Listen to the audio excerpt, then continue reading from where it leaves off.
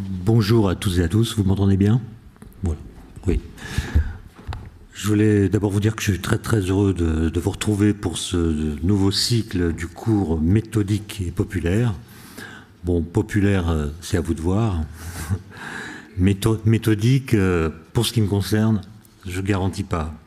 Mais j'ai quand même fait des efforts d'argumentation pour essayer de répondre à cette question de quoi le vide est-il plein.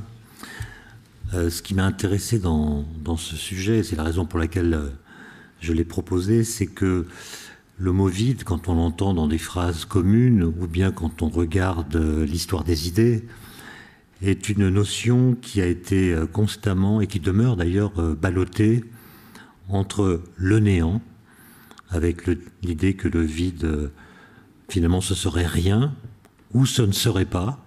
Le vide ne pourrait pas exister, par exemple, on y reviendra. Ballotté entre cette idée de néant, qui est problématique, et l'existence. L'idée que le vide serait quelque chose de particulier, qu'on appelle le vide, mais qui ne serait pas rien. Et il se trouve que l'histoire de la physique se confond avec l'histoire du vide, ou l'histoire du vide se confond avec celle de la physique, c'est-à-dire qu'on pourrait presque raconter la physique en racontant comment, au cours des âges, ce mot, qui est resté le même, a désigné, a habité des concepts qui peuvent être très différents. Et donc l'histoire du vide, sans faire de mauvais jeu de mots, c'est une histoire pleine, au moins de rebondissements, et c'est un argument évidemment qui n'est pas suffisant pour dire que le vide lui-même serait plein, mais ça sera quand même ma conclusion. Alors pour commencer l'histoire, j'ai choisi de parler de Parménide, 5e siècle avant Jésus-Christ, même si sans doute évoquer cette figure de la philosophie ne constitue pas un véritable commencement de l'histoire du problème du vide, et même si la question du vide a pu être discutée dans d'autres civilisations que la grecque. Il y a eu par exemple un atomisme arabe, il y a eu un atomisme chinois, il y a eu un atomisme indien. Or, vous savez que l'atomisme est une théorie de la matière et même de l'univers qui sollicite explicitement le vide. Et donc, on ne peut pas dire que cette question du vide était l'apanage des Grecs, mais je vais quand même, de façon peut-être arbitraire, commencer par Parménide, ce philosophe grec qui s'est interrogé sur les relations entre le un et le multiple, comme beaucoup d'autres, et qui, comme le dira Nietzsche, a été saisi par le frisson glacial de l'abstraction. On doit en effet à Parménide la première insertion de la question de l'être à partir de celle de l'un et du multiple. Alors ce qui m'intéresse dans mon propos là, c'est comment est-ce que Parménide définit-il l'être, ce qui est. Il répond par la parfaite identité à soi-même, est ce qui est parfaitement un. Donc exister, c'est simplement, pour Parménide, être identique à soi-même.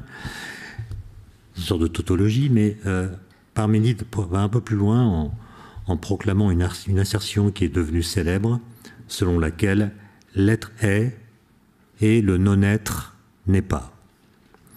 Et l'argument principal qu'il avance est qu'on ne peut connaître ce qui n'est pas ni l'énoncer, car ce qui peut être pensé et ce qui peut exister sont une seule et même chose.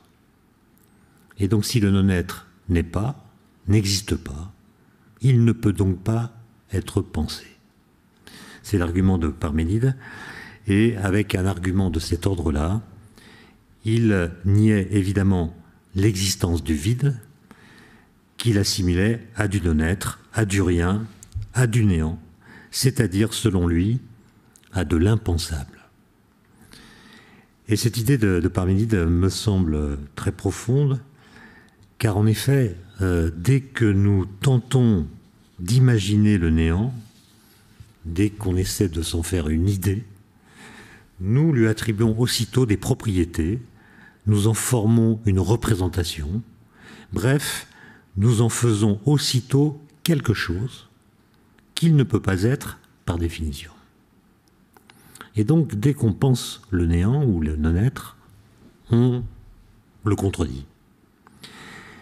Et Parménide découvrait là quelque chose de fondamental, une sorte de vérité métaphysique, si ça a un sens de juxtaposer ces deux mots.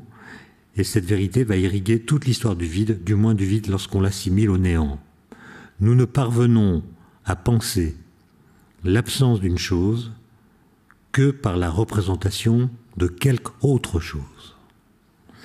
Penser le néant, c'est donc immédiatement transformer le néant en autre chose que du néant. Et Bergson, comme vous le savez sûrement, a pris acte de cette impossibilité à penser le néant en remarquant que dans notre esprit, abolition veut dire d'abord substitution. Vouloir tout abolir pour penser le néant est une tâche intellectuellement impossible, car ce faisant, nous substituons, en douce on pourrait dire, au néant autre chose que lui-même. À l'examen, l'idée de néant apparaît comme destructrice d'elle-même. Dès qu'elle nous vient à l'esprit, le mouvement de notre pensée transforme le néant en une substance particulière, en une sorte de vide, justement, auquel, l'air de rien, c'est le cas de le dire, nous attribuons un corps, une matérialité, que le néant ne saurait posséder sans contredire sa propre définition. Et c'est ça le premier paradoxe du néant, soulevé d'abord par Parménide et repris ensuite par beaucoup d'autres, dont Bergson que j'ai cité. Penser le rien n'est jamais penser à rien. Et c'est cet écart-là qu'il faut interroger. Qu'est-ce que nous mettons entre le fait de penser le rien et le fait de penser à rien? Alors je reviens à Parménide pour dire que, en plus du vide, il a rejeté le changement, ou le devenir, comme on dit, et même l'idée même de mouvement, au motif que toute évolution ou tout mouvement met en relation l'être et le non-être, qui n'existe pas pour Parménide. Et donc le mouvement est impossible. Cette exclusion du néant par Parménide paraîtra, évidemment, parce qu'elle l'est, paradoxale à certains de ses successeurs, qui remarqueront qu'on ne peut écarter de l'existence le non-être sans faire une concession. Et cette concession, ça consiste à l'affirmer comme étant le néant. On dit que le non-être est le néant. Et donc, on en fait le sujet du verbe être. Et donc, pour Parménide, on fait être le non-être. D'où la contradiction que j'évoquais. Dire que le non-être est le néant, c'est l'ontologiser et donc en faire quelque chose qui existe. Alors les arguments qui suivent évidemment sont passionnants, mais je vais pas m'y attarder parce que je ne suis pas vraiment compétent. Simplement, je rappelle que cette subtilité logique que je viens d'évoquer sera reprise par Platon lorsqu'il fondera son acte parricide à l'égard du père de la philosophie, Parménide, affirmant qu'il existe une modalité du non-être qui peut se réaliser sous certaines formes. Alors chez Platon, c'est par exemple l'image d'une chose. L'image d'une chose, c'est du non-être et en même temps, c'est une modalité d'être.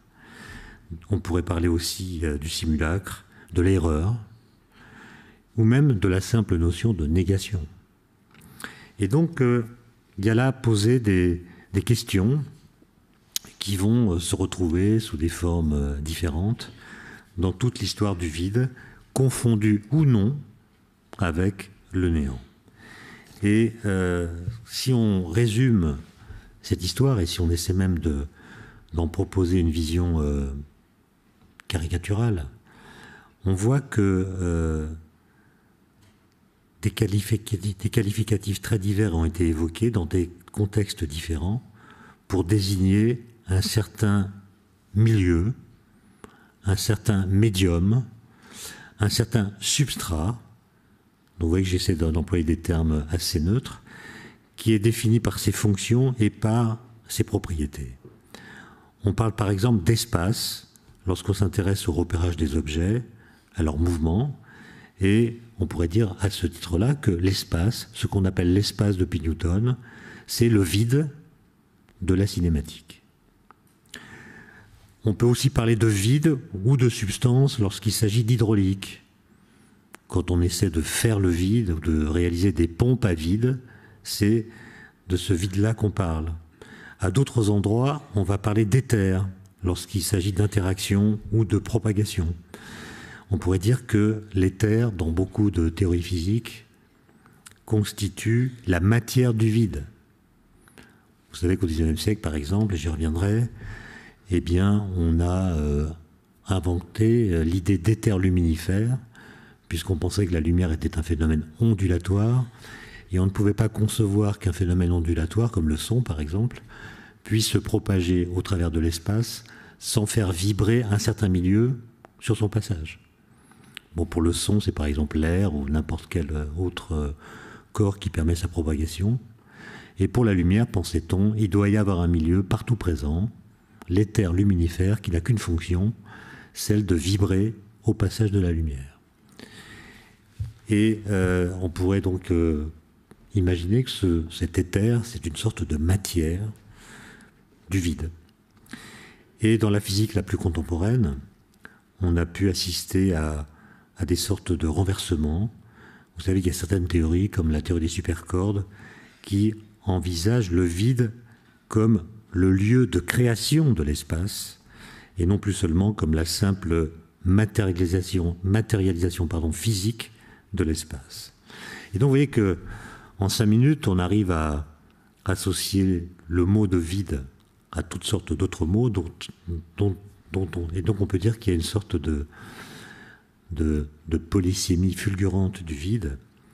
Le vide est sans contexte, un signifiant flottant, pour parler comme Jacques Lacan, mais cela ne rend pas pour autant complètement arbitraire. Car les différentes notions qu'il couvre, ou les diverses appellations dont on l'affuble, ne peuvent pas être complètement dissociées les unes des autres. Elles ont des propriétés communes. À une époque donnée, pour expliquer tel ou tel phénomène, les partisans du vide se sont certes opposés aux partisans de l'existence d'une certaine substance, mais en réalité, malgré leurs divergences apparentes, ils n'ont fait que qualifier de façon différente le même objet physique, à savoir le vide, dont ils ont discuté les différents avatars, pour reprendre des mots utilisés dans le titre d'un ouvrage rédigé par Marc Lachazeret. Et donc il est possible, et j'y reviendrai dans ma conclusion, que la physique d'aujourd'hui se trouve dans une situation similaire. On peut tout à fait défendre l'idée que le vide quantique, l'énergie noire, le champ de Higgs ne sont que les avatars contemporains de l'idée ancienne de vide, et que, là encore, comme cela se produit souvent en période de crise, la physique elle-même se trouve victime de problèmes de langage. Si le vide est plein, pourquoi continue-t-on à l'appeler le vide? Alors, l'épopée du vide, si je peux l'appeler ainsi, nous ramène aussi, j'ai parlé de Parménide, mais c'est une épopée qui nous ramène aussi aux atomistes grecs, pour lesquels, comme vous le savez, il n'y a que des atomes et du vide. Alors quand on lit cette phrase, évidemment, on voit un mot, vide, qui est le même que celui que nous utilisons aujourd'hui, mais c'est très difficile d'imaginer ce que ce mot prononcé par un grec de cette époque évoquait dans son esprit. Est-ce que c'est pas notre compréhension actuelle du vide que nous projetons dans le sens qu'il avait à l'époque? Et donc, est-ce qu'il est possible aujourd'hui de vraiment comprendre ce que voulait dire Démocrite, ou bien Leucippe, ou bien Épicure, ou plus tard Lucrèce, lorsqu'il prononçait cette phrase? Pour eux, le vide, c'était la condition du mouvement et même de l'existence des corps. Démocrite dit par exemple, le vide n'existe pas moins que les corps.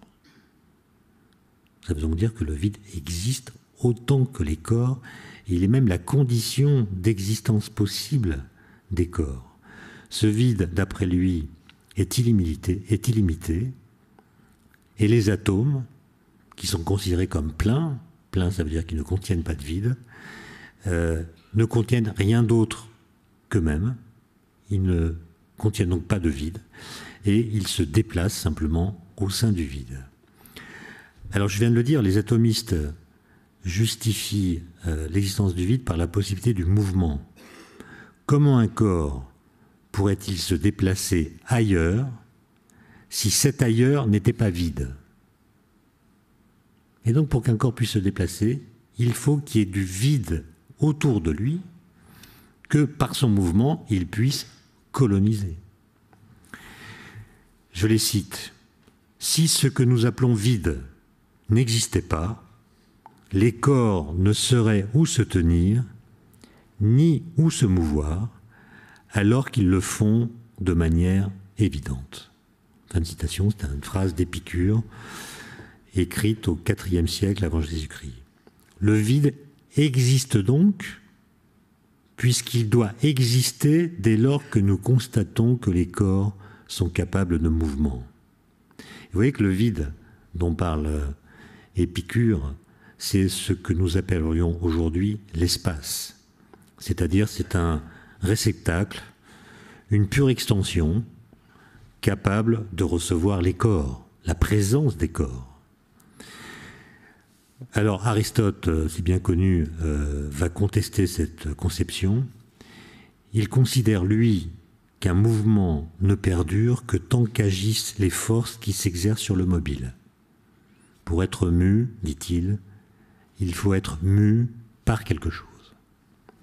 Si la pierre qui a quitté la main du lanceur poursuit son mouvement, c'est parce que l'air qu'elle a déplacé vient se glisser derrière elle et la propulse. En d'autres termes, la présence d'un certain milieu, qui n'est pas vide, est nécessaire au mouvement. Et voilà pourquoi Aristote va nier l'existence du vide contre les atomistes. Et en réalité, il y a chez Aristote, j'en suis pas du tout spécialiste, mais j'ai lu quelques livres, il y a d'autres arguments. Par exemple, pour lui, tout espace doué de dimensions constitue un corps. Un espace vide constituerait donc lui aussi un corps. Qu'un objet matériel vienne à occuper cet espace et deux corps se trouveront au même endroit, ce qui est absurde.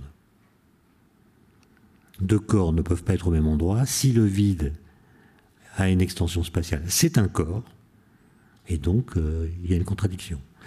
Et vous voyez que là, on a, je ne veux pas faire de rétroprojection théorique, mais là, on a là quelque chose qui ressemble à un énoncé ou une version antique du principe d'exclusion de Pauli, pour ceux qui connaissent la physique quantique.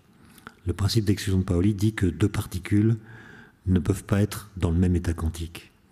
Elles ne peuvent donc pas être au même endroit dans le même état physique. Ça ressemble un peu à Aristote. Deuxième argument d'Aristote, tout mouvement serait impossible dans le vide.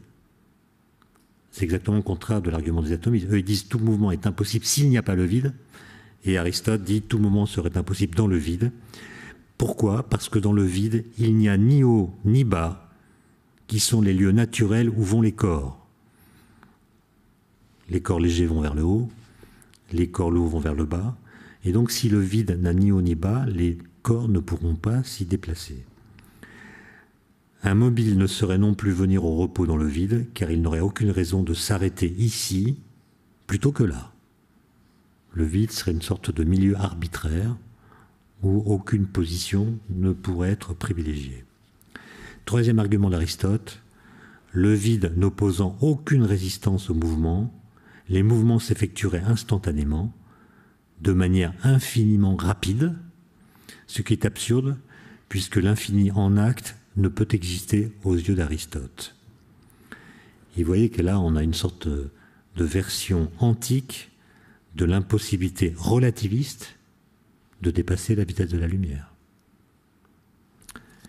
Mais je ne vais pas aller trop loin là-dedans, parce que Ça me conduirait à dire que la physique contemporaine est déjà dans Aristote, ce qui n'est pas du tout mon propos.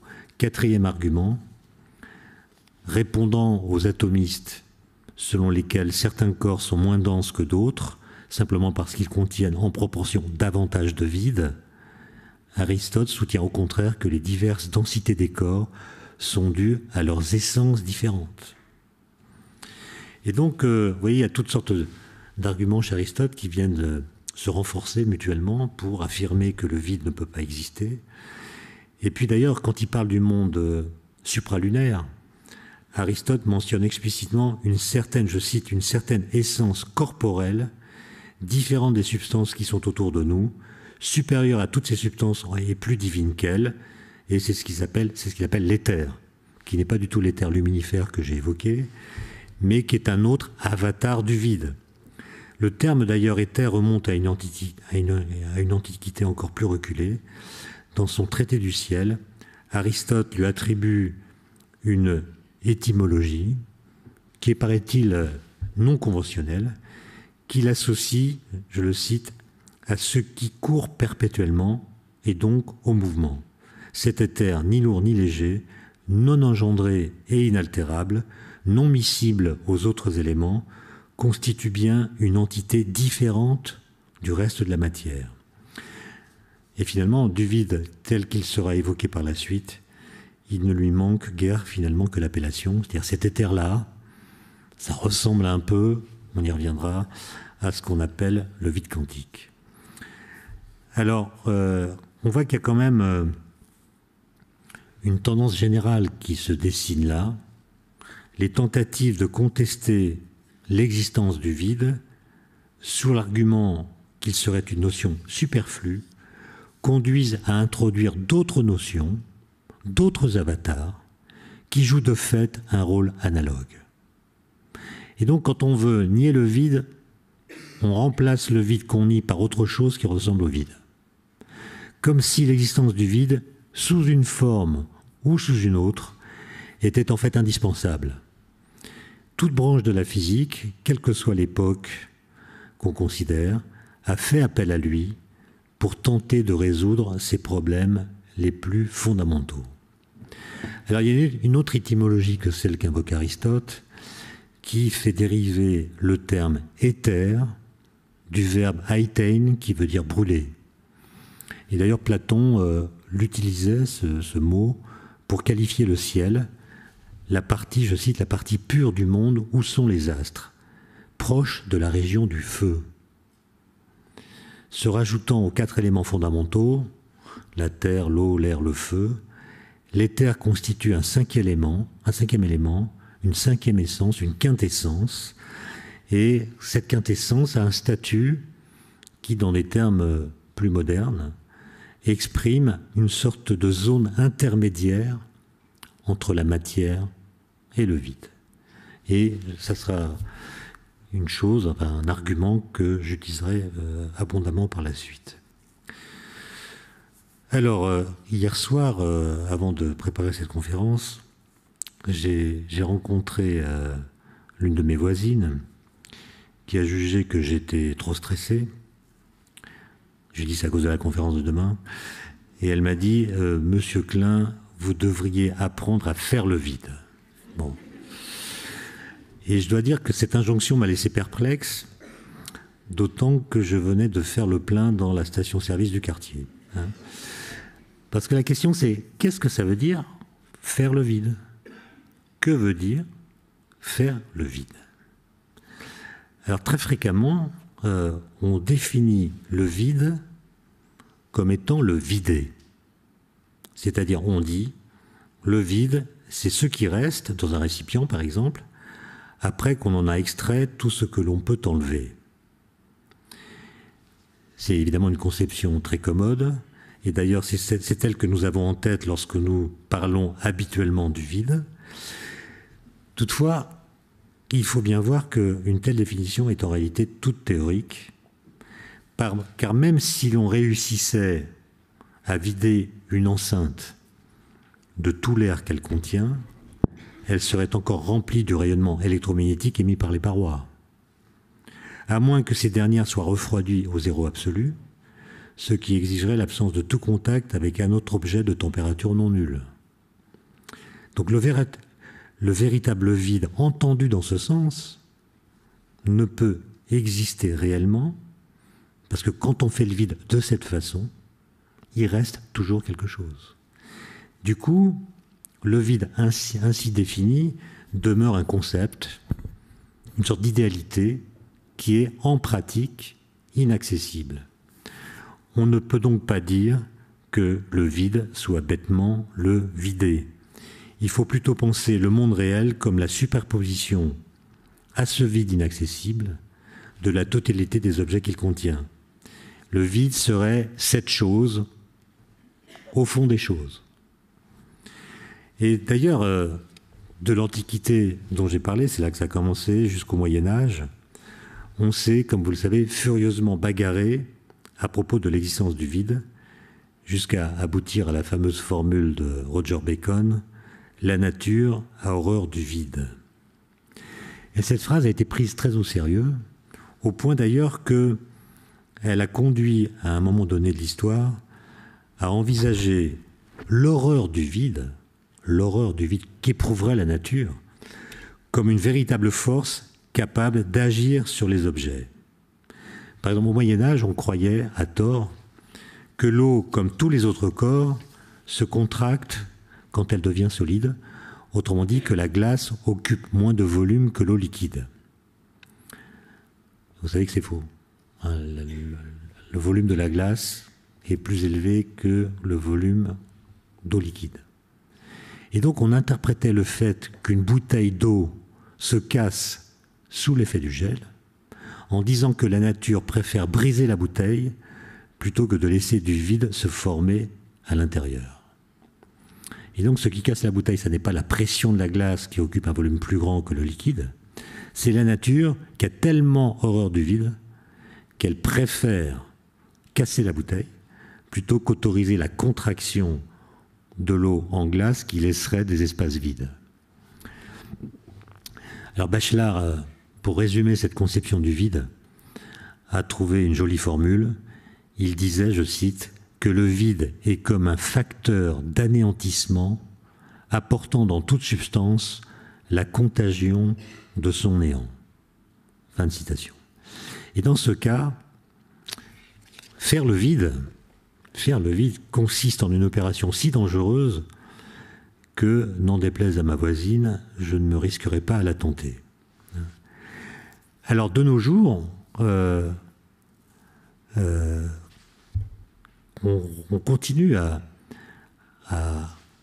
dire que le vide, c'est le vidé. Et c'est problématique pour la raison que je viens de dire. Et puis, il y en a une autre. C'est que si le vide existe, c'est qu'il n'est pas rien. C'est qu'il est quelque chose de particulier. Mais curieusement, ce quelque chose de particulier qu'il est ne doit pas être enlevé quand on fait le vide, sous peine de faire du vide en question un pur néant qu'il ne peut pas être, puisqu'on vient de dire qu'il était quelque chose. Et donc à partir du moment où vous dites que le vide existe et n'est pas le néant, eh bien la division le vide c'est le vide devient problématique, puisque pour faire le vide, il faut tout enlever, absolument tout, sauf le vide. Parce que si vous enlevez le vide quand vous faites le vide, il reste le vide dont vous venez de postuler qu'il n'était pas le néant. Et donc ça devient embêtant, puisque la question se pose de savoir que doit-on inclure dans ce tout qu'on enlève pour faire le vide. Par exemple, est-ce qu'on doit considérer que l'espace ne fait pas partie du vide et qu'on doit donc l'enlever quand on fait le vide? Ou bien doit-on considérer que l'espace est un élément du vide, auquel cas il faut le garder quand on fait le vide? Descartes, par exemple, faisait remarquer que nous qualifions de vide une cruche qui contient de l'air, sous prétexte qu'elle est faite pour contenir de l'eau et non de l'air. Nous la disons vide alors même qu'elle n'est pas vide puisqu'elle contient de l'air. Ainsi, pour dire ce qu'est le vide, il faut pouvoir définir a priori ce qu'on doit enlever. Je peux en principe encore ôter l'air que contient la cruche. À l'époque de Descartes ou à l'époque de Galilée, c'était pas si simple. Et la laisser subsister en tant que contenant. Donc il y a une cruche sans air. Si j'enlève la cruche, il subsiste encore un lieu, un espace. Où dois-je m'arrêter? Où se termine la panoplie des objets que je dois ôter pour réaliser le vide? Et vous voyez que poser cette question, c'est comprendre que le tout de la phrase « le vide, c'est ce qui reste après que j'ai tout enlevé », va différer selon que je me réfère à telle ou telle théorie physique, à telle théorie physique ou à telle autre. C'est seulement à partir des objets auxquels la théorie reconnaît une existence qu'il est possible de définir par antithèse tel ou tel type de vide. Et ça, c'est la première conclusion importante de mon propos, c'est que la notion de vide apparaît dépendante du mobilier ontologique de la théorie que l'on choisit comme référence. Et donc le vide de la mécanique classique, par exemple, ne sera pas le vide de la théorie de la relativité restreinte. Le vide de la théorie de la relativité restreinte ne sera pas le même que celui de la relativité générale, qui lui-même ne sera pas le même que celui de la théorie quantique. Donc parler du vide sans dire à quelle référence, à quelle théorie sans dire quelle théorie on prend comme référence, c'est aussi vain que de parler du temps sans dire à quelle théorie on fait référence. Par exemple, en physique quantique, le vide n'est pas l'espace vide. Donc le vide est plein de quelque chose. De quoi? Eh bien, on pourrait dire de façon métaphorique que le vide quantique est rempli de ce qu'on pourrait appeler de la matière fatiguée, c'est-à-dire de particules qui sont bel et bien présentes, elles sont là dans l'espace et dans le temps, elles sont présentes, mais elles n'existent pas réellement. Je veux dire par là qu'elles ne possèdent pas assez d'énergie pour pouvoir vraiment se matérialiser, et de ce fait, elles ne sont pas directement observables. C'est pour cela qu'on les appelle des particules virtuelles, non pas au sens où elles seraient hypothétiques, mais au sens où leur énergie est inférieure à leur énergie de masse. Pour le dire autrement encore, elles ont une énergie qui est inférieure à mc², où m est la masse qu'elles ont lorsqu'elles sont réelles. Elles sont donc dans une sorte d'ontologie endormie, un peu comme des belles au bois dormant. Alors comment les faire exister vraiment? Comment les rendre réelles? Eh bien, c'est tout simple, il suffit de leur donner l'énergie qui manque à leur pleine incarnation. En gros, il faut leur donner une énergie égale à mc², où m est leur masse, et c la vitesse de la lumière en vertu de la formule d'Einstein. Et il se trouve que le vide quantique peut jouer ce rôle de prince charmant, c'est-à-dire le vide quantique, par lui-même, par ses propres attributs, si on peut dire, est capable de réveiller la belle au bois dormant. Et pour faire cela, il joue non pas le rôle de prince charmant directement, mais il joue le rôle de banquier. Bon, ce qui n'est pas tout à fait la même chose qu'un prince charmant, même si on peut trouver des exceptions. Autrement dit, le vide quantique accepte de prêter de l'énergie aux particules virtuelles qui sont en son sein, à la stricte condition qu'elle lui restitue très rapidement l'emprunt. Et donc le vide, c'est la formule de Heisenberg pour ceux qui connaissent, prête de l'énergie, d'autant plus facilement qu'il a la garantie qu'il sera remboursé rapidement. Et en vertu de ce contrat, les particules virtuelles peuvent absorber l'énergie proposée par le vide. Elles peuvent donc sortir du vide en devenant réelles, mais avec l'obligation d'y retourner presque aussitôt pour s'annihiler et ainsi rembourser leur dette énergétique. Et donc il faut voir le vide quantique comme un milieu très fluctuant. Vous voyez des particules qui sortent, mais en fait elles y retournent très rapidement. Elles sont instables. et elles paient donc de leur vie même, puisqu'elles s'annihilent, leur escapade très brève dans l'ontologie radicale. Heureusement pour nous, enfin pour les physiciens, il y a un autre moyen plus efficace de réveiller le vide quantique et donc de rendre réelles et vivantes les belles au bois dormants qui végètent. Il suffit de faire entrer en collision des particules de haute énergie. Ce qu'on fait grâce aux accélérateurs de particules et aux collisionneurs de particules, comme on les appelle, puisque les particules qui entrent en collision avec des énergies très élevées offrent gratuitement, c'est ce qui les distingue des banquiers, leur énergie au vide. Ces particules virtuelles absorbent l'énergie qui leur est offerte, absorbent même un peu d'énergie cinétique qui leur permettent de sortir du vide, de devenir réelles et de s'échapper définitivement hors de leur repère. Elles qui faisaient un somme depuis plusieurs milliards d'années, puisque dans le passé très lointain, l'énergie de l'univers était suffisante pour que toutes ces particules virtuelles aient l'énergie qui leur manque aujourd'hui, elles qui faisaient un somme depuis plusieurs milliards d'années retrouvent la vitalité qu'elles avaient dans l'univers primordial et s'extraient du vide quantique avec une énergie qui est plus ou moins grande. Donc, une fois qu'on a compris ça, on comprend qu'un collisionneur de particules, comme le LHC au CERN, est simplement une sorte de bouilloire qui est capable de chauffer le vide quantique et d'ainsi offrir une cure de jouvence à l'univers. C'est grâce à ce stratagème qu'on a détecté en 2012, comme vous le savez, le boson de Higgs, particule qu'on a violemment extirpée du vide et qui a pu être détecté par deux énormes détecteurs. Et donc vous voyez que le vide quantique, c'est pas le vide qui serait réduit à l'espace, c'est pas non plus la matière telle qu'elle nous est donnée dans la vie courante, c'est une sorte de zone intermédiaire.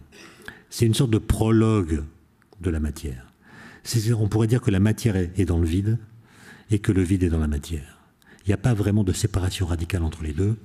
Et d'ailleurs, vous savez que le 29 octobre 1647, donc il y a très longtemps, il y a presque 4 siècles, Blaise Pascal a écrit une lettre au Père Noël. Alors, oui, c'est vrai. Bon, c'est pas le Père Noël des sapins, c'est le révérend Père Noël, qui était un jésuite qui défendait l'idée que le vide ne pouvait pas exister. Il était recteur de la Société de Jésus et il argumentait avec Blaise Pascal pour tenter de le convaincre que le vide ne pouvait pas exister. Et dans une réponse que Blaise Pascal lui fit, dans cette lettre datée du 29 octobre 1647, on trouve cette phrase extraordinaire de Blaise Pascal qui dit « Il y a autant de différence entre le néant et l'espace vide que de l'espace vide au corps matériel. Ainsi, le vide tient le milieu entre la matière et le néant. » C'est une phrase que je trouve absolument incroyable, puisque, sans encore une fois vouloir faire de correspondance historique trop directe, c'est exactement le statut que la mécanique quantique donne au vide quantique. Le vide quantique tient le milieu entre le néant et la matière. Alors, s'il fallait raconter évidemment toute l'histoire du vide, notamment au Moyen-Âge, à la Renaissance, où cette idée revient en force, et puis par la suite, avec la naissance de la physique moderne, Newton et tous les autres, je n'aurai pas assez de temps pour le faire. Mais quand même, un rapide survol de l'histoire de la physique montre comment la question du vide a pu exacerber les difficultés conceptuelles de telle ou telle théorie et comment, en contrepartie, les efforts entrepris pour clarifier cette notion ont constitué un très efficace moteur de progrès. La réflexion sur le vide a été aussi motrice que la réflexion sur la matière, puisque l'un et l'autre se pensent dialectiquement. Au gré des époques et au gré des théories, le statut du vide a oscillé entre celui d'un néant privatif, une sorte de concrétisation du rien, est celui d'une substance quasi matérielle, munie d'une panoplie d'attributs qui en font un objet physique à part entière, qualifié d'éther selon les circonstances, ou bien de quintessence, ou bien encore d'autres choses. Et donc, souvent, le vide plane entre ces deux extrêmes, notamment lorsqu'on le fait jouer sur la scène de la géométrie. Ses propriétés d'extension ou de symétrie conduisent à l'assimiler à l'espace d'abord, puis à l'espace-temps après Einstein en 1905. Et donc, le vide fait toujours office d'agent de liaison entre deux courants opposés de la pensée. Tantôt, on cherche à résoudre les problèmes du côté de la géométrie, avec l'espace, tantôt du côté de la substance, avec la matière, l'éther, sans que la physique parvienne jamais à se cantonner dans un camp unique. Et ce qui fait le passage entre les deux camps, celui de la géométrie, celui de la matière, c'est le vide. C'est une sorte de joker, c'est à lui ou à l'un de ses avatars qu'on fait appel pour résoudre un problème qu'on ne peut pas résoudre sans lui. Je vous donne un exemple, et même deux. Première loi physique moderne identifiée par Galilée, la chute des corps. Galilée dit tous les corps tombent à la même vitesse, ce qui n'est pas ce qu'on voit. Nous on voit que les corps de masse différentes tombent avec des vitesses différentes, et c'est même très compliqué, parce qu'on pourrait dire, en apparence, les corps les plus lourds tombent plus vite que les corps les plus légers. Oui, mais si vous mettez un parachute sur un corps très lourd, il peut tomber moins vite qu'un corps plus léger. Donc c'est vraiment pas simple. Et Galilée, qui lui croit à l'existence du vide, alors à une époque où personne n'a pu faire le vide au sens premier du terme, a l'idée que le vide c'est un état limite, c'est un cas limite. Et que si on pouvait réaliser ce cas limite, c'est-à-dire si on pouvait faire le vide, alors dans cet espace vide, tous les corps tomberaient exactement à la même vitesse. Ce qui est la première loi physique, et vous voyez que cette première loi physique invoque l'idéalité d'un milieu qu'on ne peut pas réaliser, en tout cas pas à cette époque, mais qu'on peut penser.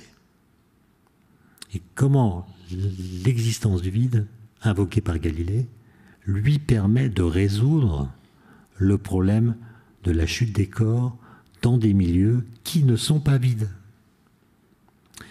Autre exemple, deuxième moitié du XIXe siècle, les gens pensent que la lumière est constituée d'ondes électromagnétiques, donc c'est un phénomène vibratoire. Vibratoire, ça veut dire qu'il doit exister un milieu qui porte cette vibration au travers de sa propagation dans l'espace. Ce milieu, c'est l'éther luminifère dont j'ai parlé. Question, quel est son statut? Quelles sont ses propriétés? Les gens commencent à discuter de ça à partir de 1850. Et à la fin du XIXe siècle, on voit qu'il y a un gros problème. Pourquoi? Parce qu'à l'époque, il y a deux théories qui s'imposent, qui ont fait leurs preuves chacune dans son domaine.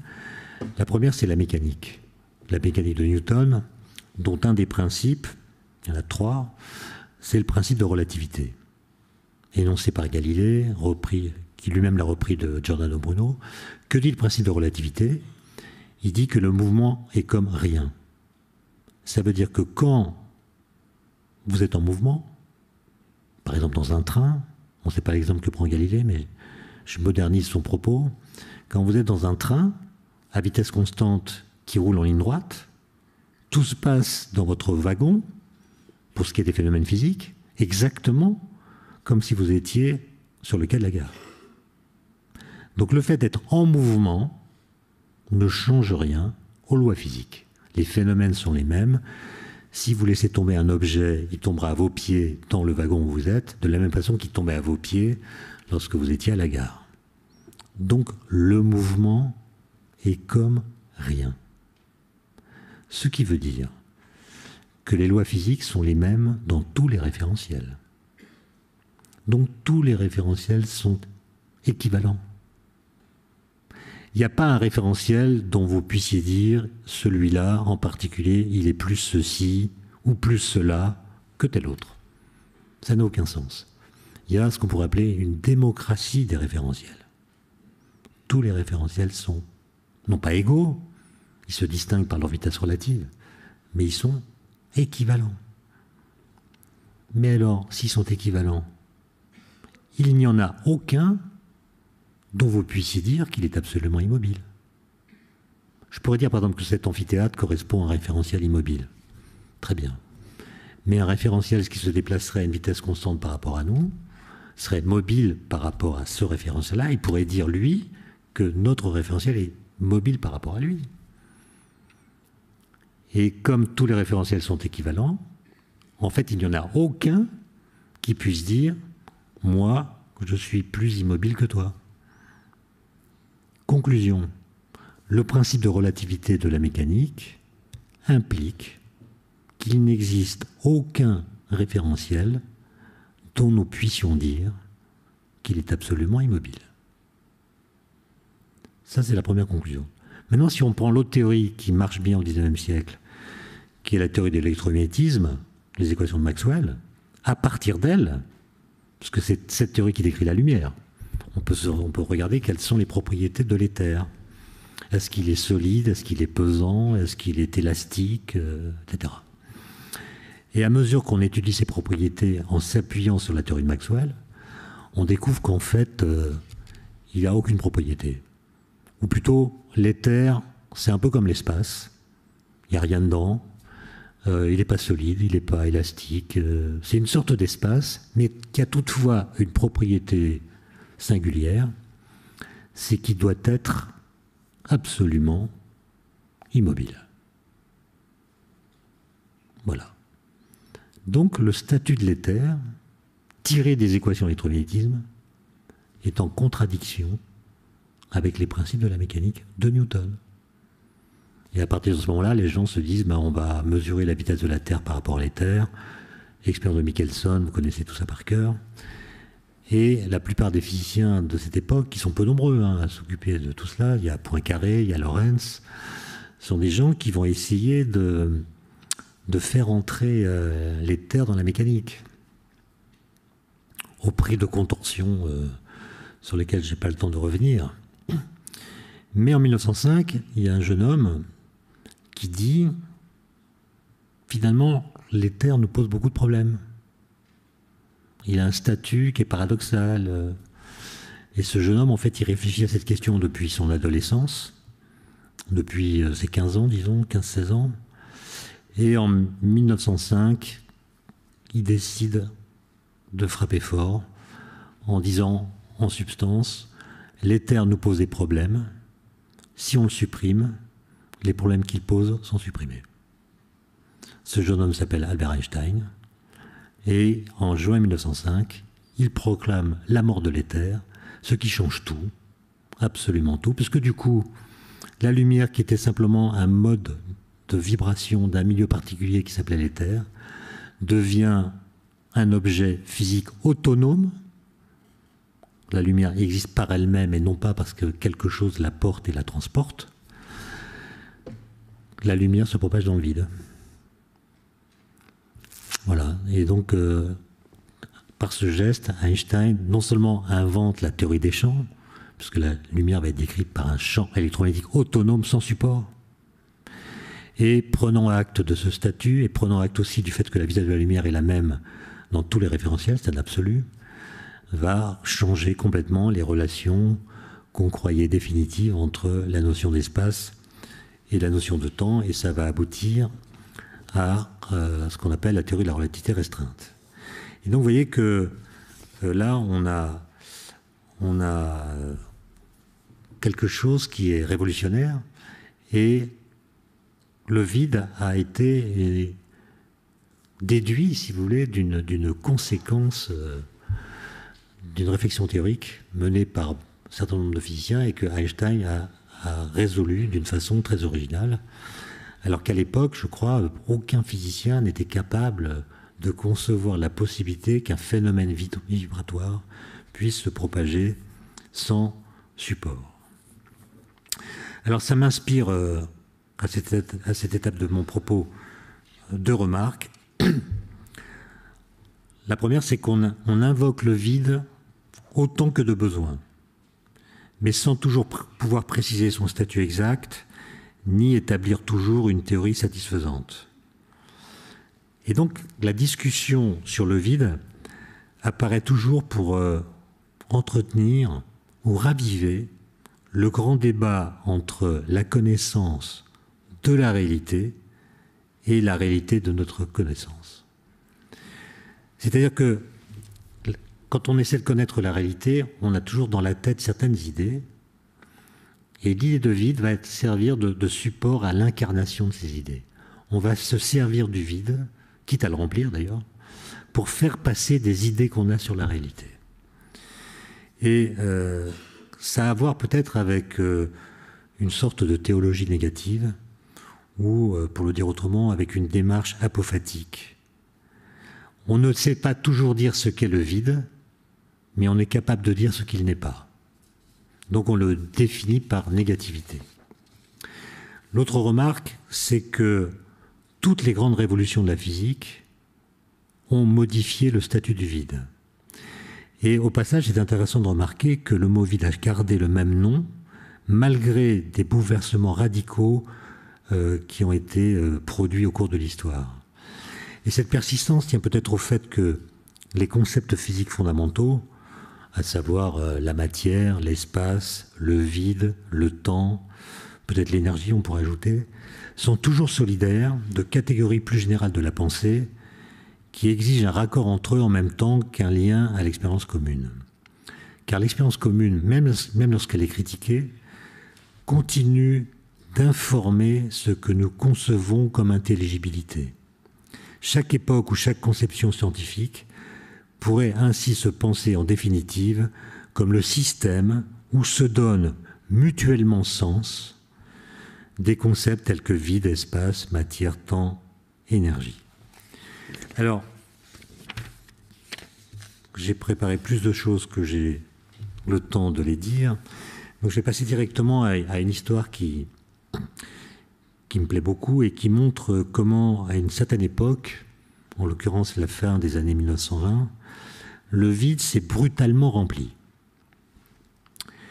Donc c'est une histoire qui, en fait, commence en 1927 précisément, avec un personnage très important, physicien britannique, Paul Dirac, qui à l'époque a 27 ans, et qui va, 26 ans même, et qui va résoudre un problème extraordinaire. Le problème, il est très facile à énoncer, très difficile à résoudre. Il tient en ceci.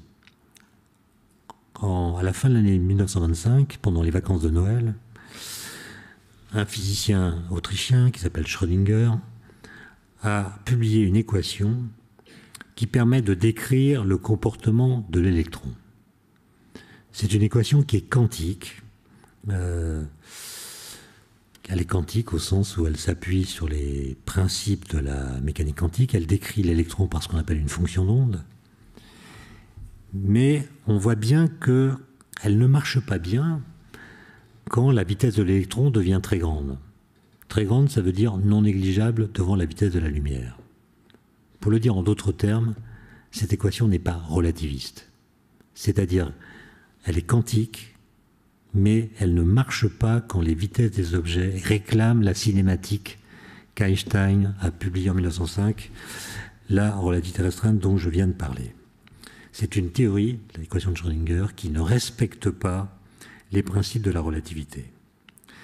Or, un électron, qui est un objet minuscule, peut être également très véloce, et il peut même se déplacer pratiquement à la vitesse de la lumière, comme c'est le cas dans le rayonnement cosmique. À l'époque, il n'y a pas d'accélérateur d'électrons, donc cette observation ne vaut que pour les particules du rayonnement cosmique. Et ce double statut, minuscule, véloce, ou possiblement véloce, implique qu'on doive décrire l'électron d'une façon qui soit à la fois quantique, parce qu'il est petit, et relativiste, parce qu'il est rapide. Et cette ambition-là, la relativité ne l'atteint pas puisqu'elle n'est pas quantique, et la physique quantique ne l'atteint pas non plus, puisqu'à l'époque, elle n'est que non relativiste. Et Dirac et quelques autres comprennent qu'il va falloir qu'ils construisent une nouvelle théorie, une nouvelle équation qui soit à la fois quantique et relativiste pour décrire les particules qui sont petites et véloces. Alors Dirac, comme il le dit lui-même, il commence par jouer avec des équations pour voir ce qu'elles donnent de beau.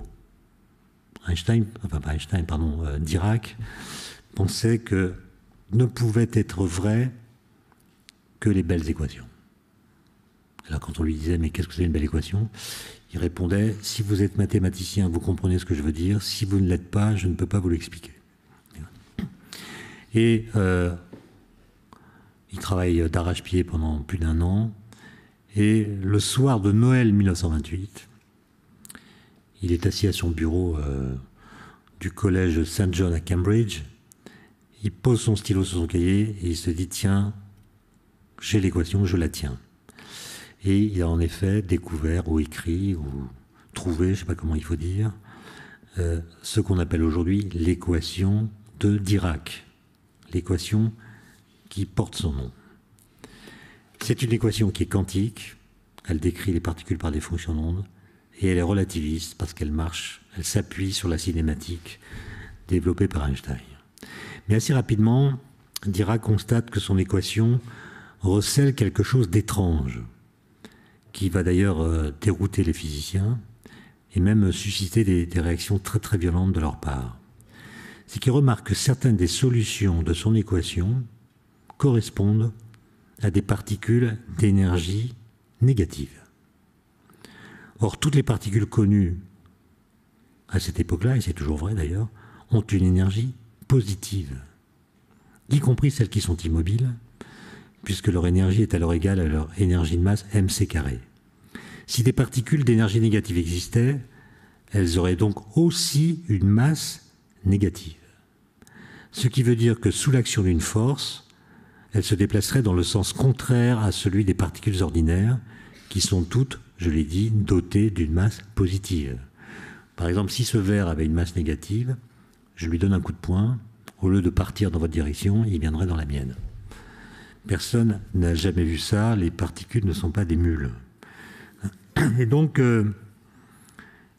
la question qui se pose, c'est est-ce que je dois accepter ces énergies négatives qui semblent absurdes, et donc rejeter mon équation? Ou bien est-ce que ces nouvelles solutions, ces nouvelles possibilités me disent quelque chose de nouveau sur la nature? Et pendant 3 ans, il y a un flottement, il y a des controverses, il y a des discussions. Dirac passe par des moments quasiment dépressifs. Et en mai 1931, il finit par comprendre, une sorte d'Eureka d'ailleurs qui raconte, que les énergies négatives, apparues comme solution nouvelle de son équation, doivent être associées à une nouvelle particule jamais observée, qui a nécessairement la même masse que l'électron et une charge électrique opposée à la sienne. Donc il comprend que ces particules d'énergie négative qui apparaissent dans les solutions de cette équation, c'est en fait de nouvelles sortes de particules, qu'il va appeler des antiparticules. Et pour ce qui est de l'électron, il va baptiser positron l'antiparticule de l'électron, qui doit avoir la même masse que l'électron, et une charge électrique opposée, c'est-à-dire en l'occurrence positive. Il montre aussi qu'un électron et un positron ne peuvent jamais apparaître qu'ensemble, c'est-à-dire toujours par paire, un peu comme des frères jumeaux. Bon, ces particules, ces antiparticules ont été découvertes dans le rayonnement cosmique dès 1932 par un physicien américain qui s'appelle Carl Anderson. Et la question qu'on peut se poser, c'est comment est-ce que Dirac a pu, alors que les arguments mathématiques n'étaient pas très solides, comprendre dès cette époque-là, dès 1931, que ces particules ne pouvaient apparaître que par paires. C'est-à-dire on ne peut pas créer une antiparticule sans créer en même temps la particule correspondante. On ne peut pas créer un positron sans créer en même temps un électron. Et bien comment est-ce qu'il l'a trouvé? En proposant précisément une nouvelle image du vide, qu'il conçoit non pas comme un espace qui serait débarrassé de tous les objets qu'il contient, ce qui était la conception qu'on en avait à l'époque, mais comme étant un espace plein d'électrons. Selon lui, des électrons peuvent se trouver dans les états d'énergie négative qui sont en nombre infini, et ces électrons forment ce qu'il appelle la mer de Dirac, une sorte de vide truffé de particules. En fait, tous les états d'énergie négative sont occupés par des électrons. Le vide est complètement plein d'électrons. C'est ça la mer de Dirac. Mais ces électrons d'énergie négative, qui sont dans les cases du bas, ne sont pas directement observables. Ils demeurent enfouis dans la mer, et tout se passe pour nous comme s'ils n'existaient pas. C'est-à-dire que quand tous les trous qui sont dans la mer de Dirac sont occupés par des électrons, tout se passe comme si ces trous n'existaient pas, ni les électrons qui les habitent. Ce qui est détectable, et c'est ça qui est génial chez Dirac, ce qui est détectable en revanche, c'est tout changement qui se produit à partir de cette situation de départ. Si un électron, sous l'influence d'un événement qui lui confère de l'énergie, par exemple un photon qui passe d'un état d'énergie négative à un état d'énergie positive, il devient par là même subitement observable, et le trou qu'il a laissé dans la mer le devient aussi. Autrement dit, si vous expulsez un électron d'énergie négative de son trou, il saute vers le haut, il acquiert une énergie positive qui le rend observable. Et ce que vous voyez, c'est un électron. Mais en quittant le trou, il a laissé un trou de charge positive, qui est l'équivalent du positron. Donc en créant l'électron, vous créez en même temps son antiparticule, assimilé dans ce modèle-là, qui n'a pas duré d'ailleurs, au trou laissé vide par l'électron qu'il a quitté. Dans ce schéma, ce trou n'est autre que l'antiparticule de l'électron, c'est-à-dire le positron, apparu en même temps que l'électron lui-même. Un électron ne peut donc être créé sans qu'aussitôt un positron le soit aussi. En somme, pour Dirac, qui avait une conception classique du couple, l'idée de mère va de pair avec celle de père. Alors, je vous laisse vérifier l'orthographe. Il y a du grain à moudre pour les psychanalystes qui sont dans la salle, qui pourront en discuter entre eux, entre pairs, si j'ose dire.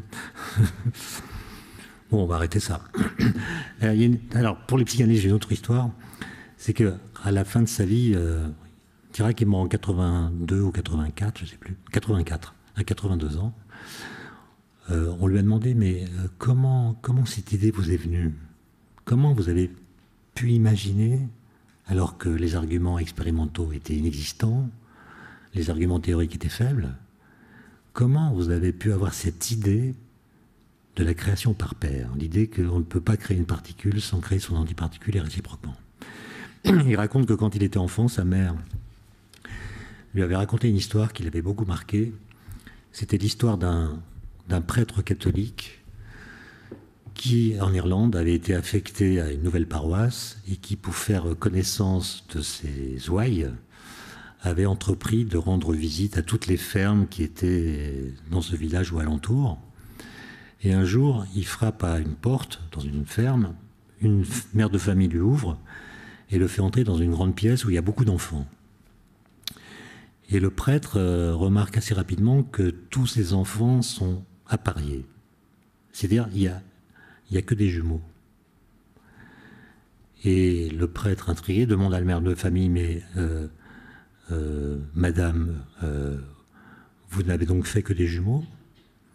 Et la dame répond, non mon père, parfois avec mon mari, on ne fait rien. Bon. Alors, pour finir sur le vide, je voudrais parler un peu du boson de Higgs, parce que, je ne sais pas combien de temps j'ai encore, mais il faut que je me dépêche. Je vais vous le faire en 5 minutes parce que ça a à voir avec le vide, justement. Dans les années 60, les physiciens ont compris qu'il existe 4 interactions fondamentales: la gravitation, la force électromagnétique, les forces nucléaires. Il y en a 2, la faible et la forte. La gravitation est décrite par Einstein dans sa relativité générale. C'est une force qu'on néglige ou qu'on ignore quand on fait de la physique des particules, tellement elle est négligeable en intensité par rapport aux autres. Et donc le problème à résoudre, c'est comment décrire l'électromagnétisme, comment décrire l'interaction nucléaire faible, et pareil pour l'interaction nucléaire forte. Et émergent après la guerre, la Deuxième Guerre mondiale, des idées assez incroyables qui consistent à associer à chacune de ces interactions un groupe de symétrie mathématique. Par exemple, pour l'électromagnétisme, le groupe de symétrie qui va bien, c'est le groupe des nombres complexes de module 1. Vous avez les nombres qui s'écrivent sous la forme exponentielle I alpha, où alpha est un nombre quelconque. Là, quand vous prenez le module de ce nombre complexe, vous trouvez 1. Quand vous multipliez 2 tels nombres, ça fait un nombre du même type, etc. Donc ça forme un groupe. Et c'est un groupe mathématique qu'on peut postuler comme étant le groupe de symétrie, dans un certain sens, que je ne vais pas détailler, de l'électromagnétisme. Et une fois que vous avez choisi ce groupe et décidé, juste pour jouer, c'est une sorte d'hypothèse que vous faites, que c'est le bon groupe de l'électromagnétisme, alors vous l'insérez dans ce qu'on appelle des théories de jauge, et ça vous donne une description de l'interaction électromagnétique. Et cette nouvelle théorie, qu'on appelle l'électrodynamique quantique, a une efficacité opératoire tellement extraordinaire, permet de calculer des effets très fins qui sont vérifiés expérimentalement avec une grande précision, etc., que les gens ont l'impression que c'est la bonne méthode. En plus, ils arrivent à la généraliser, c'est-à-dire à l'étendre à la description de l'interaction nucléaire faible et de l'interaction nucléaire forte, avec des groupes de symétrie différents. Pour ceux qui connaissent, le groupe de symétrie de l'interaction faible, c'est SU2, les matrices 2,2 spéciales unitaires, et pour l'interaction forte, c'est SU3, les matrices 3,3 spéciales unitaires. Et dans ces scénarios, dans ces modèles théoriques, si vous voulez, quand 2 particules interagissent, par exemple quand 2 électrons se repoussent par la force électrique, il faut imaginer qu'en fait, ils échangent une particule qui est caractéristique de l'interaction. Par exemple, dans le cas que je viens de prendre, les 2 électrons se repoussent par répulsion électrostatique, par le fait qu'ils échangent des photons virtuels. Des photons qui sont les médiateurs de la force, et ils sont virtuels parce qu'ils sont en dehors de leur couche de masse. Bon, c'est un petit détail. Donc l'idée, c'est qu'une interaction entre 2 particules se médiatise au travers de l'espace par l'échange d'une autre particule qui est caractéristique de l'interaction. Pour l'interaction faible, les particules, les ballons, comme on l'appelle, on échange des ballons en fait. Les ballons d'interaction nucléaire faible, c'est ce qu'on appelle les bosons intermédiaires. Et les ballons d'interaction nucléaire forte, c'est ce qu'on appelle les gluons. Tout ça marche très bien. On a là une théorie qui rend compte des résultats expérimentaux qui s'accumulent. C'est l'époque où on met en service des machines en Europe, en Union soviétique, aux États-Unis, de plus en plus puissantes, qui permettent d'accéder à des données résultant de collisions de particules qui permettent de tester les modèles. Et tout va très bien. Sauf que en 1964, 63 plutôt, des physiciens se demandent qu'est-ce qui se passerait, c'est une sorte d'expérience de pensée, qu'est-ce qui se passerait si ce modèle théorique, qu'on appellera plus tard le modèle standard, qu'est-ce qui se passerait si ce modèle standard était vraiment vrai? Et la conclusion à laquelle ils arrivent rapidement, qui est d'ailleurs très simple à identifier, c'est que si cette théorie était vraie, alors les masses de toutes les particules qui sont porteuses des interactions, tous les ballons dont j'ai parlé, seraient nuls. Toutes les interactions seraient véhiculées par des particules de masse nulle, comme c'est effectivement le cas pour le photon, le médiateur de l'interaction électromagnétique, mais pas du tout le cas pour l'interaction nucléaire faible, qui elle a des ballons très lourds, dont la masse est au moins 100 fois près de 100 fois celle du proton. Et puis, par une sorte de contagion théorique, si les ballons qui médiatisent les interactions ont une masse nulle, les particules de matière qui subissent les interactions doivent aussi avoir une masse nulle. Donc le modèle standard, qui a l'air de si bien marcher quand on le confronte aux observations, contient en son sein même, dans son assise théorique la plus profonde, quelque chose qui contredit les observations, les mesures, puisque un électron a une masse non nulle. À l'époque, on ne parlait pas de quarks, on ne les avait pas trouvés ni même imaginés, mais les quarks ont une masse non nulle, etc. Donc les particules élémentaires de matière ont toutes une masse non nulle. Et donc la théorie qui est si efficace contredit un fait brut, à savoir que les particules de matière ont une masse non nulle. Et donc, il y a eu des débats, évidemment, des discussions. Il y a des physiciens qui se sont dit bah, c'est que le modèle est faux. Il faut trouver d'autres techniques, d'autres arguments théoriques pour décrire les interactions. Et puis, en 1964, au mois de juin et au mois d'août, deux physiciens, enfin, un premier groupe de physiciens, deux physiciens qui s'appellent Englert et Brout. L'un est belge, l'autre est américain naturalisé belge. Ils écrivent ensemble un petit papier d'une page et demie sur cette question. Et ils seront suivis par un autre physicien écossais qui s'appelle Peter Higgs, qui va écrire le même papier à peu près. Ils ne se connaissent pas, hein. Ils n'ont jamais discuté, mais ils ont la même idée en même temps, de façon séparée. Et lui va publier un petit texte d'une page et demie, comme les premiers, au mois d'août 1964. Et ce sont des gens qui savent que les lois physiques contredisent toujours l'observation.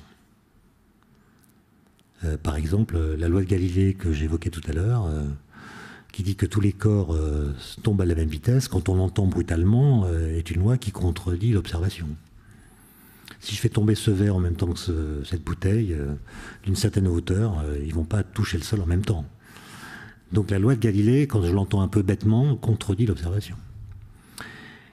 Et donc ils savent que une théorie peut avoir raison contre les faits, même si elle contredit les faits. Pourquoi ? Parce qu'il se pourrait que les faits soient mal interprétés. Et en l'occurrence, il y a une idée avec laquelle on vit depuis, je ne sais pas quand, depuis Aristote, mais en tout cas depuis Newton, c'est qu'on n'arrive pas à penser l'idée de matière sans penser l'idée de masse. C'est-à-dire que dès que vous pensez à la matière, vous pensez à la masse, vous avez du mal à imaginer une matière qui n'aurait pas de masse. Et dès que vous pensez à la notion de masse, vous l'imaginez incarnée par des particules de matière. Et donc il semblerait qu'il y a une sorte de solidarité conceptuelle entre la notion de matière et la notion de masse. Et bien ces trois physiciens que j'ai cités disent peut-être qu'on se trompe. Peut-être que la masse des particules élémentaires n'est pas une propriété intrinsèque qu'elles posséderaient. C'est-à-dire, elles n'ont pas de cette masse du seul fait qu'elles sont matérielles. Ce n'est pas automatique. Peut-être que la masse qu'elles ont est une propriété secondaire, qu'elles ne possèdent donc pas d'elles-mêmes, mais qui résulte d'une interaction qu'elles ont avec autre chose qu'elles-mêmes. Quelle est cette autre chose avec laquelle les particules interagissent? Le vide. À condition que ce vide ne soit pas vide. Et donc ces gens écrivent dans ce papier un truc absolument incroyable. Ils postulent que dans le vide, il existe un champ quantique, comme on dit, c'est-à-dire un champ qui est partout présent, un champ très simple au sens mathématique du terme, c'est un champ scalaire. C'est un champ qui est décrit par un nombre réel classique, comme la température, si vous voulez. Alors qu'il y a d'autres champs physiques quantiques qui ont des structures mathématiques beaucoup plus compliquées. Lui, il est trivial, c'est un champ scalaire, partout présent, un peu comme l'éther, hein. Sauf que ce n'est pas l'éther luminifère, c'est une sorte d'éther, il est partout présent, il est uniforme, homogène, il se trouve dans tous les recoins de l'espace, et les particules élémentaires qui se déplacent dans ce vide habité de ce champ ont une masse nulle, comme le dit le modèle standard, qui donc sur ce point a raison, on le prend au sérieux. Les particules élémentaires ont une masse nulle. Mais l'interaction qu'elles ont avec le champ quantique, qui va s'appeler plus tard le champ de Higgs, cette interaction va leur donner une inertie que nous interprétons comme étant leur masse. Les particules qui ne sont pas couplées à ce champ ont une masse nulle et donc elles vont à la vitesse de la lumière. Et nous qui les voyons aller à la vitesse de la lumière, nous disons qu'elles ont une masse nulle. Celles qui au contraire ont un couplage avec ce champ acquièrent une inertie proportionnelle à ce couplage. Elles vont donc moins vite que la lumière. Et nous qui les voyons, nous disons tiens, elles ont une masse non nulle. Pour reprendre une métaphore qui a des limites, comme toutes les métaphores qu'on utilise dans le champ quantique, c'est juste l'idée qu'il faut retenir. Imaginez que le champ de Higgs, ce soit un champ de neige, d'épaisseur constante. Ça existe. Imaginez que les particules soient sans masse, mais qu'elles soient dotées de skis plus ou moins bien fartés. Les skis qui sont très bien fartés glissent sur la neige sans frottement, et nous dirons dans ce cas que les particules n'ont pas de masse. Les particules qui ont des skis mal fartés ont un frottement qui ralentit leur vitesse et leur donne l'apparence d'une masse. Et dans cette analogie, ce que vous appelez la masse n'est qu'une mesure de la mauvaise qualité du fartage des skis des particules. Autrement dit, les particules ont une masse parce que le vide n'est pas vide. D'accord ? Voilà l'hypothèse qui est faite en 1964. Le vide est plein de quelque chose, de ce champ de Higgs. Et en mécanique quantique, dès qu'il y a un champ, il y a des quantas associés au champ. Les quantas associés à ce champ, on les a appelés des bosons de Higgs. Et il a fallu 48 ans pour devenir capable de construire un accélérateur de particules, un collisionneur, le LHC, au CERN, qui fait 27 km de circonférence, grâce auquel on peut faire des collisions de protons à haute énergie, qui réchauffent le vide quantique. Et en l'occurrence, la machine l'a fait avec une énergie suffisante pour extraire du vide quantique quelques centaines de bosons de Higgs qui ont pu établir son existence, celle de la particule et donc celle du champ, et donc démontrer que le vide n'est pas vide. Voilà. Donc il est plein. Donc il faudrait l'appeler autrement. Voilà, je vous remercie pour votre attention.